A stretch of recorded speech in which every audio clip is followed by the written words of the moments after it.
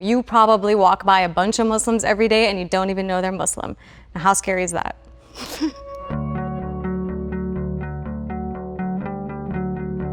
My identity, my upbringing, everything has sort of shaped where I am today and what I ultimately want to be doing. And what I want to be doing is challenging power. Aren't you unfairly blaming Latino immigrants for unemployment and crime in this country? No. Look, I've proven to be right on that point. They're calling you a racist. How do you respond to that? Nevada just came out where I'm way #1 in Nevada. I've always wanted to be a journalist. I grew up watching CNN and 60 Minutes, NBC Nightly News, PBS, were always on. This is the main Dakota Access Pipeline resistance camp. These water protectors have run over the hill to the machinery over there and stopped the active construction of the Dakota Access Pipeline.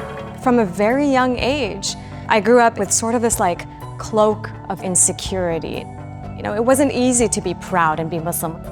I didn't have role models that looked like me, that sounded like me. Newscasters at that time were predominantly all white.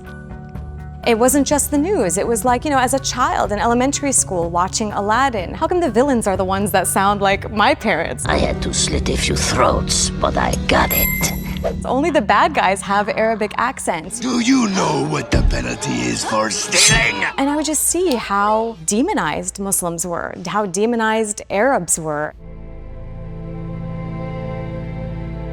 I was pretty critical of how I saw the coverage of refugees in a lot of various outlets. I feel hopeless. I just want to cross the borders, but like you see here, it's closed. There was this narrative that you have these ominous herds of Arabs, you know, refugees, like infiltrating Europe and infiltrating the West, and I wanted to tell the story differently.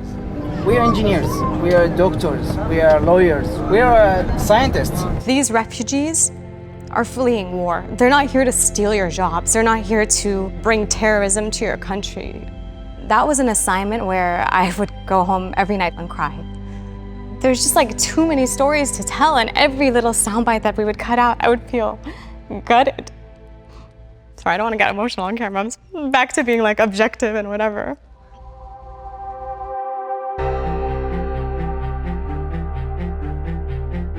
I get a lot of messages from people from my community, from Muslim Americans, Arab Americans, younger people who say, when I grow up, I want to be like you. We're in the occupied West Bank town of Hebron right now, where clashes have just broken out. I'm proud to be a positive representation and a role model for those who are younger than me, who could say, I can grow up and be on camera. I can grow up and ask a presidential candidate something, you know? Like the sky's the limit. Did we get that on camera? We did. Good.